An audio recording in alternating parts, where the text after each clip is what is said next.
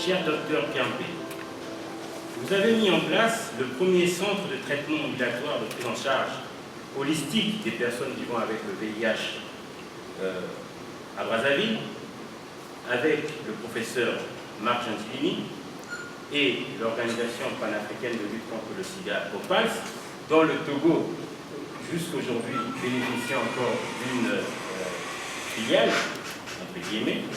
Vous avez été pionnier dans la mise en place du bureau régional de l'ONU-SIDA pour l'Afrique de l'Ouest et du Centre à Abidjan, avec le docteur Grunisti Bédile Mesquerel, ici présent, pour qui je rends hommage. Je vais vous raconter une anecdote.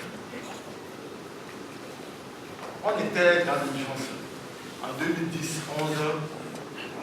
une partie de Lomé était inondée et qu'il fallait mobiliser des ressources pour faire face à cette urgence. Donc il nous a demandé, sans éducation, de réaliser une vidéo, un court-métrage pour envoyer à Brazzaville pour que les gens puissent réagir. On était là un vendredi à 9h lorsque ces images l'ont choqué. En même temps, il a pris son téléphone, il a appelé ses collaborateurs, il a demandé à la caméra, parce qu'il y avait un reliquat de l'OMS à la caméra, où il a demandé qu'on puisse mettre du matériel, qu'on puisse acheter les intrants, savon, des plastiques, etc. Et le lendemain, on s'est rendu sur le dos. C'était spontané, c'était la compassion. Il a exprimé, on voit en lui cette expression-là. L'auteur nous rappelle que tant d'acteurs, tant de leaders ne se sont pas toujours engagés dans le but même si la finalité c'était de vaincre le sida. Un hommage aux personnes, surtout aux femmes vivant avec le VIH-Sida, la solution, mais pas le problème dans la lutte contre le sida. Des chefs d'État, des premières dames, des leaders religieux, communautaires, des médecins. Beaucoup se sont engagés et certains ont sacrifié une bonne partie de leur vie contre le virus. À chacun son intérêt, parfois inavoué. Le chapitre 8, la fin de l'épidémie, est bien imagé par ce proverbe chinois. Je cite: le malade gémit au début de la maladie et le médecin à la fin. Fin de citation. Tout a une fin, même le sida, comme la variole qui disparut officiellement la même année d'apparition du sida. L'optimiste regarde et prend les moyens pour avancer. Parce que le titre a été sujet à beaucoup de batailles avec mon maître Marc Gentilini, qui a signé la préface, un vieux monsieur de 90 ans maintenant. Il était plus gros le livre, donc j'espère que la suite sortira l'année prochaine, mais il m'a dit qu'il ne faut pas se faire des ennemis en même temps, il faut aller petit à petit. Et donc, peut-être que le prochain nous mettra en face de ceux qui seront le moins contents de ce que j'ai à dire aussi. Et il m'a dit, au début c'était du commencement à la fin.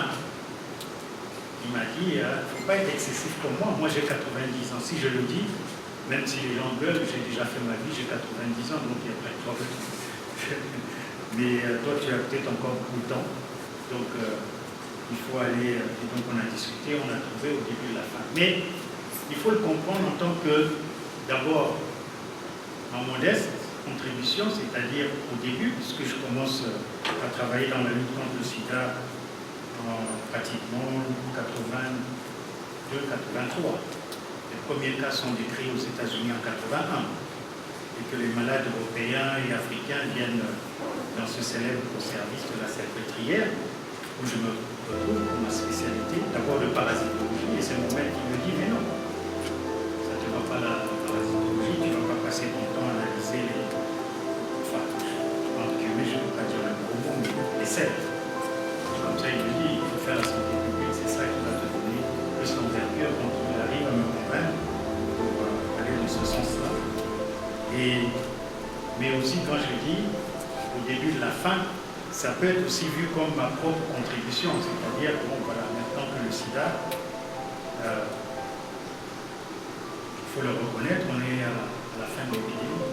Il faut le reconnaître, c'est pas moi qui le dis. Peut-être moi je le dis, je n'ai pas...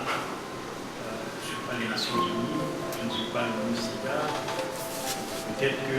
Mais je pense qu'il faut le dire. Il faut le dire que nous sommes réellement à la fin, au début de la fin. Puisque les objectifs du développement durable disent, dans la cible de l'objectif numéro 3, mettre fin.